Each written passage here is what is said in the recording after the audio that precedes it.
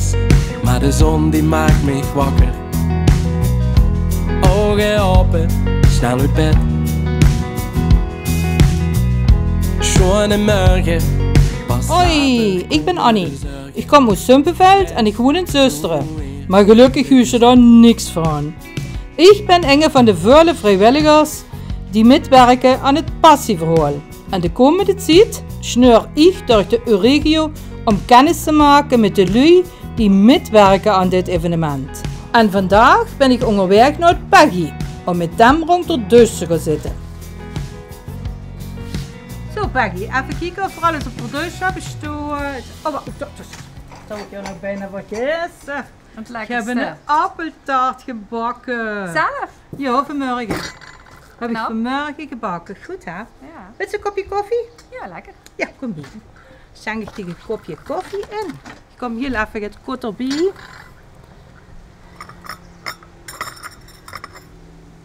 Niet knoei. Melk en suiker zit op de deus, alsjeblieft. Peggy, wil je een stukje appeltaart erbij? Of een Maria koekje? Zeg het maar. Doe me maar een klein stukje appeltaart.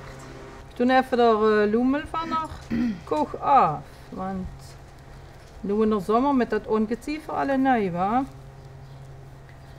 Wil ik dat toch liever net riskeren dat we dadelijk appelvla hebben, hey, met vliegen erin, weet ik niet wat dan nu. Ik heb een fatsoenlijke knoop erin gemaakt, dat mag ik wel. Ja, goed. Het is gelukt. En hier, dan ik een stukje appeltaart. Ja, dankjewel. Alsjeblieft. Merci.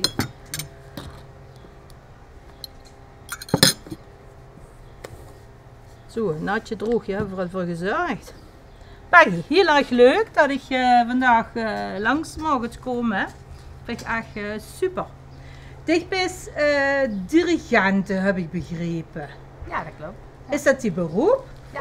Is echt die beroep? Ja. Daar verdient ze die brood met. Ik leef van de muziek. Oh, geweldig. Ja, ja. Wie bent er ooit toe gekomen om dat te doen? Ik ben vroeger, begin jaar of 9 uur gaan piano spelen. En daar word ik best aardig goed in. En ik vond dat steeds leuker werden. En op een gegeven moment, dan moest ze een keuze gaan maken wat ze gaan studeren. En toen had ik gezegd van ja, ik wil eigenlijk wel weer in de muziek. Dus toen ben ik naar Maastricht gegaan naar het conservatorium. En heb ik piano gestudeerd en BIVA koordirectie gedaan. Wat heb ze gedaan? Piano. En? Als hoofdvak en BIVA koordirectie. Oh, dat zegt me niet. Koordirectie, dirigeren van koren. Koordirectie. Oké, ja. Ja. En ja, ik ben sinds 1998 zelfstandig. En ik leef van de muziek, zoals je al zei. Ja. Ik doe pianolessen geven, dirigeren, koren begeleiden, in ensembles spelen, zingen. Ja, eigenlijk alles wat zo een beetje met muziek te maken heeft. En dat gaat zich nooit een keer houden? Nee. Is het mensen nog nooit gebeurd? Iedere dag ben je dan met aan de gang? Ja. Ook iedere dag leerlingen hier? Of, nee, 4 dagen in de week. 4 dagen in de week. 4 dagen in de week. Ik heb op een gegeven moment eigenlijk gezegd, ja, maar ik geef niet de hele dag les. Oké. Maar op een gegeven moment eigenlijk gezegd van nou, ene dag vrij zo door de week is ook wel leuk. Want de weekenden zijn ook altijd hartstikke druk. Want dan hebben ze toch vaak, nu in de coronatijd natuurlijk niet, maar normaal is ze dan veel concerten in de weekenden en met de kinderen een hoop dingen. En dan, als ze dan zo'n vrijdag vrij hebt, vind ik wel erg lekker. Zo ene dag van mezelf. Ja. Ik hoef je eigenlijk niet te vragen wat die passie is, hè? Ja. Wenn ik die zie stralen terwijl ze dat vertelt over de muziek, dan zegt dat eigenlijk al genoeg, hoor. Ja, muziek is inderdaad mijn passie, ja, dat klopt, ja. Heb je nog andere hobby's? Ik wandel heel veel. Dat vind ik heel fijn. En lezen. En mijn gezin, dat werkt er ook bij, ja. Is ook een passie, hè. Ja. Wat fijn. En je bent dirigent bij het passieverhaal. Wat ga je daar allemaal doen? Want dat is natuurlijk ook van alles wat ze zou kunnen doen als dirigent. Hè? Ja, dat vind ik eigenlijk wel het leuke eraan. Ik ken met de solisten werken, dus de solisten coachen. Met de ensembles, dus dan zitten ze met kleine groepjes. Maar ook met dat mega grote koor van 80 lui. En dat is ook wel een uitdaging. Ja. Een koor van 80 lui? Ja, Oké, en wieveel stemmig is dat? vierstemmig. Vierstemmig. Ja. Oké, en wieveel vrouwen, wieveel mannen? Nou, de vrouwen zijn in de meerderheid. Ik weet niet precies de aantallen uit mijn hoofd. Volgens mij is het een beetje 50-30 of zo. Maar om en nabij. Dan moet ik ze echt gaan turven. Oké. Dat weet ik niet uit het hoofd. Peggy, heb ze er wel geduld voor nodig, voor dit beroep voor dich? Ja, heel veel. Vind ik wel. Ja. Ja, maar ik ben... met pianoles geven heb ze veel geduld nodig. En als ze met koren werkt ook. Tenminste, als ze met amateurkoren werkt. Want dat is toch altijd een beetje papegaaientechniek, hè. Ik zing voor, die zingen oh. En dan... moest vaak doen. Moest gewoon heel vaak doen. Ja. Dus ze moest wel geduldig zijn totdat ze het hebt. Maar ik geef nooit op. Ik ga er altijd voor en het resultaat is er uiteindelijk ook altijd. En wenn het enge nodig kunt, hè? Dat wil bijvoorbeeld zangles hebben, dat gaat ook, hè? Nee, ik geef geen zangles. Oh, du kiest geen Nee, zangles? en ik heb geen zang gestudeerd, dus dat wil ik aan de zangers overlaten. Ja, oké. ik vind iedereen, het is een vrij beroep, de muziek. Maar ik vind altijd, laat iedereen gewoon doen wat er voor gestudeerd heeft. Oh, maar du kent wel de solisten van passie vooral coachen. Dat is geen anders als wie de zangles. Ja. Oké, duidelijk. Ja. Ja. Maar du huurt wel aan de stem van Inge of toch het inzit en of er gaat te ontwikkelen is. Natuurlijk. En ik kan ook zangtips geven. Hè. Ik bedoel, Ja. We hebben ze nog nooit dingen hoeven te zeggen van ga lekker door met zingen, maar vooral met de badkamerduur toe. Nou, ik heb wel eens vaker als bij stemtesten is het wel eens voorgekomen dat er gewoon lui zijn die inderdaad die het gewoon niet weren. En die ook gewoon geen toon kunnen overnemen en er gewoon echt hartstikke neven zitten. En dan wil ik niet gelijk bot doen en vervelend doen, maar dan adviseer ik ze gewoon om zangles te gaan nemen. Maar meestal komen ze dan toch niet meer terug. Ja. Ja. Ja, is dan toch, blijkbaar huur ze dat dan zelf niet. Ja. Dat huur ze wel eens jou op de televisie. Wanneer ik dat zie, dan als ze soms lui die mengen dat ze geweldig kunnen zingen. Ja. En dan maar het zijn nog wel, ook op tv vind ik, het zijn nog wel altijd momentopnames. Hè. Dat is hetzelfde wie als je een concert hebt met een koor, dan kent het hartstikke goed gaan. En als er door wat van omstandigheden dan ook er eens even gaat misgaan of gaat minder concentratie is, ja, dan kan het toch wel eens niet zo goed uit de verf komen. Ja, ik bedoel, het zijn altijd momentopnames en dat geldt voor een solist ook. De beste solisten die kunnen dan ook eens erneven zitten. Of onder de toon of ja. Ja, heel mooi. Ja. Muziek is mijn leven, mijn passie. Ja, lekker hè? Ja, het zou wel meer moeten doen zingen. Hè? Van de zanger was hij heel blij hè. Als ik gewoon eens een beetje niet zoveel zin heb of zo aan zo'n dag. En ik moet de repetitie gaan voorbereiden en ik roep achter de piano en ik ga die stemmen doorzingen. Ja, even 2 minuten en dan ben je weer op en top, dan ben je wel blij. Dat is gewoon zo. Oh, hey, die boek wat ze leest, ze zegt net, daar hebben ze nog hobbyboeken lezen. Zijn dat gewoon reguliere boeken of hebben ze dan toch de boek van, weet ik wat, een Mozart van vroeger, biografieën en zoeken dan een nieuw? Nou, ik lees eigenlijk niet zoveel muziekboeken. Lezen, dat heeft eigenlijk voor mij weinig met muziek te maken. Okay. Dat is gewoon even heel goed anders. Nou, ik lees geen thrillers. Dat vind ik altijd wel leuk. Ja. En het soort muziek wat ze speelt, is dat? Klassiek.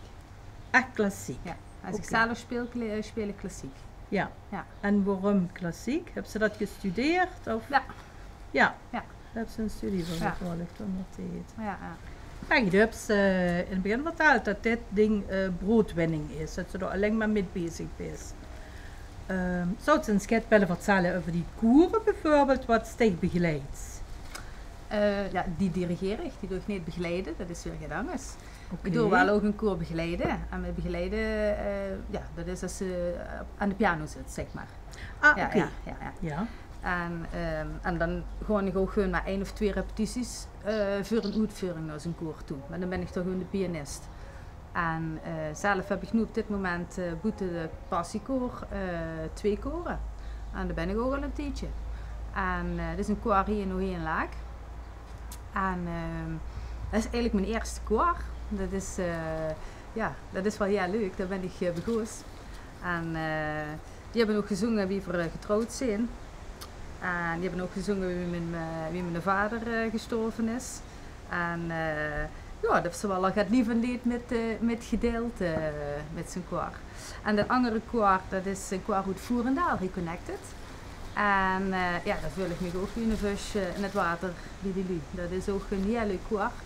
En daar hebben we nu jubileum met in oktober. We gaan een leuk concert doen met een big band. En nu dadelijk in september hebben we een repetitie in Gent. Gaan we een weekendje naar Duitsland, gaan we dat 2 repeteren. En ja, die staan nog overal open voor. Dat is, ik ben nu bezig met een stuk met een hoop body percussion in. Dus dat is ook wel een uitdaging. Want ze moeten niet allemaal hetzelfde doen, maar ik laat dan nog alle 4 de stemmen en de eigen body percussion doen. Dus ja, dat is wel, het zijn wel leuke dingen. Ja, ja. Oh, dat klinkt hartstikke leuk. Ja.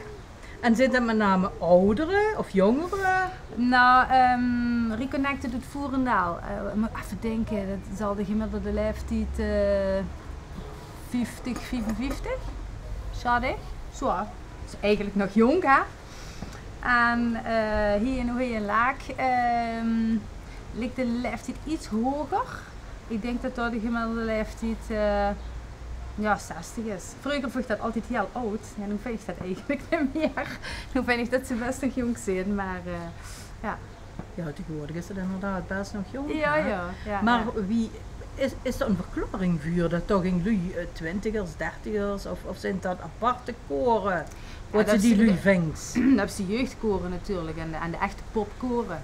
Er zitten meestal waar het jonge lui in. Schwalkoren. Dat kan ook wel eens uit voortkomen. Ja. En het repertoire wat ze hebben hier bijvoorbeeld in Hohenlaak? Ja, ik streef altijd naar een hele hoop diversiteit. Ik houd niet van alles in hetzelfde genre te zingen. Dat kan heel prachtig zijn. En ja, hoe moet ik dat zeggen? Ik wil geen ander liever de kop stoten ermee, maar als ze een renaissance koor hebben en die hebben allemaal de muziek in dezelfde stijl, dat is prachtig. Daar kan ze echt niks van zeggen, maar op een gegeven moment vind ik persoonlijk dat een beetje saai waren. Ik houd gewoon van heel veel afwisseling. Ik vind het leuk om in verschillende talen te zingen, van die uptempo nummers, ook gewoon rustige loesterliedjes. Ja, zo van alles, maar vooral variatie. Dat het publiek gewoon ook geboeid blijft. Oké. Ja. De druk het van opera of operette? Nee. Dat is nee. ook eens de klassieke hoek kunnen. Ja, maar ik doe geen echte klassieke koormuziek met de koor. Nee, Ah, nee. Ja. Ja. We hebben wel eens een keer aan een opera metgedaan met het koor van Reconnected. Of een opera Medee hadden dat. En toen hebben we even denken hoe dat ook wel zo, het is al een paar jaar geleden. Ik heb een stuk ingestudeerd, heb ik een stuk met het koor ingestudeerd. En toen zijn we naar die voorstelling gegaan en dan hebben we niet op de bühne gezeten. Maar toen hebben we in de zaal gezeten. En op een gegeven moment gebeurde er gaat op de bühne. En dan moest er een reactie uit de zaal komen. En toen stonden we weer allemaal op en dan gingen we weer dat liedje, 4 of 5 stemmen, ik weet niet meer wat het was, gingen we weer toen zingen. Dus dat publiek wordt dan heel verrast, die kijken dan zo een beetje om zich heen, zo, wat is dit? En ja, dat is eigenlijk het enige wat ik met opera heb gedaan, ja. Ja, maar het is dan nog het boeien van het publiek. Hè. Het is niet, ja, du gaat bij je koor lieg voor zichzelf, maar ook voor het publiek. Hè. Dat is ook leuk om vuurstellingen te doen. Hè. Ja. En hoeveel vuurstellingen doet er zo op een jaar? Ja, ik heb nu eens gekeken in de coronajaar 2020. Heb ik zeggen, geschreven 1 concert gehad. Een boeteconcert wordt dat in een boomgaard. 2 meter tussen elke koorlid en heel veel wind. Dus Ja. maar normaal heb ik gemiddeld tussen de 40 en de 50 concerten per jaar.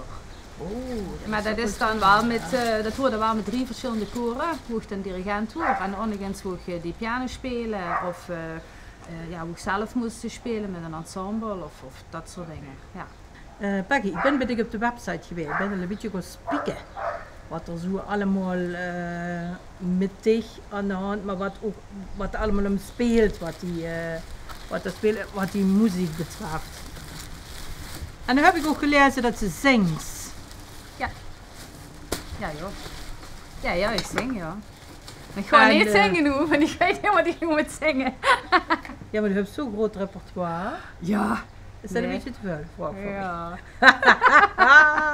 Nee, Nou, dat valt me leuk zo voor de echt niet lieve in. proefje te Ik denk geven. wel dat ik wel ga op de piano spelen of zo, maar... Ja, dat lijkt me ook hartstikke leuk. Ik wil dat wel huren.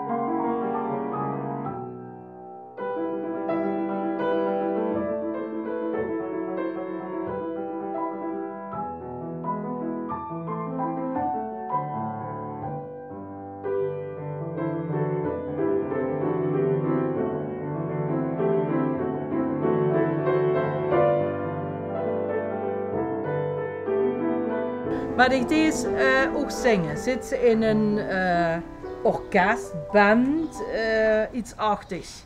Nee. Als ik zing, dan zing ik solo op een uitvaart of zo. Dat doe ik dan. En dan deed ik me eens op het orgel begeleiden.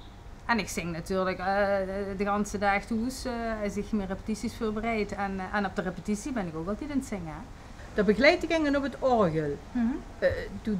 Ik neem maar dat ze toch thuis zowel op de toetsen bezig bent als ook zingt, of niet? Is dat lastig? Nou, dat kan wel, maar je moet op twee dingen focussen. En ik sta liever als ik zing. Dat vind ik veel fijner als zittend zingen. Ja. En als je dat in een kerk moest doen of zo, ja, dan staat meestal het klavier met het gezicht naar de muur of zo, maar dan moest toch de kerk in zingen. Dus ja, dat werkt gewoon allemaal niet zo. Ja, natuurlijk. Maggie, is er nog iets wat ze zegt van nou, dat zou ik hier de kijkers willen metgeven? Dat ze allemaal natuurlijk moeten komen 9 april. Want ik denk echt dat het gewoon een heel chic spektakel gaat worden. Ja, ik denk dat het, als ik het zo allemaal lees en hoor en wat ik er dan van weet, denk ik dat het gewoon echt een heel groot opgezet evenement wordt. En dat het echt geweldig gaat worden. Ja. Ja, super. Ik denk ook dat het geweldig gaat worden. Ja. Zeker omdat het het allereerste passieverhoor is in dialect. Ja, want dat vind ik ook zo leuk, dat het helemaal in het dialect is. Dat vind ik echt heel bijzonder. Ja. Want ik ken het wel in het Nederlands gaan doen, maar dan is het ook denk ik net niet, hè? Want dan wil ze gewoon de passion een beetje gewoon nadoen. Ja. En ik denk, als het gewoon helemaal in het Limburgs is, dan is ze wel uniek daarin. Dan hebben ze echt geen angst. Dat is inderdaad uniek. Ik doe zelf met in het koor, in het passiekoor. Ja, ik ben Inge van de Alte. En ik heb me zitten afvragen of ik me moet aanpassen aan die dialecten. Want die liedjes die zijn natuurlijk in verschillende dialecten. Ja, dat moesten wel. Maar dat gaat niet, waar? Dat gaat er in zijn eigen dialect zingen. Nee, precies. Kijk, die solisten die kunnen doen wat ze willen. Maar het koor moet gewoon allemaal dezelfde klinkers gebruiken. Want als iedereen een andere klinker heeft, dan lijkt het alsof er een beetje een rouge op komt. Dan wordt het onzuiver op de een of andere manier. Ja. Dus dan moet ik wel goed op letten inderdaad. Dat we dat hetzelfde uitspreken, ja. Nou Peggy, ik denk met het enthousiasme dat zo was, dat zeker met het zingen, dat het allemaal top zal worden. Hey, dankjewel voor dit gesprek hier rond de dus. En we zien het in oktober bij de repetities. 31 oktober. Ja. Hoi Peggy! Vond je het heel leuk, Annie? Ja, het was superleuk. Ja. Goed. Hey, goeie. Hey, groeten aan de Of volgende. is het wel zeggen aan die hoor? Ja, aan die. Ja, zeg ik een hoi. Hoi. Nee.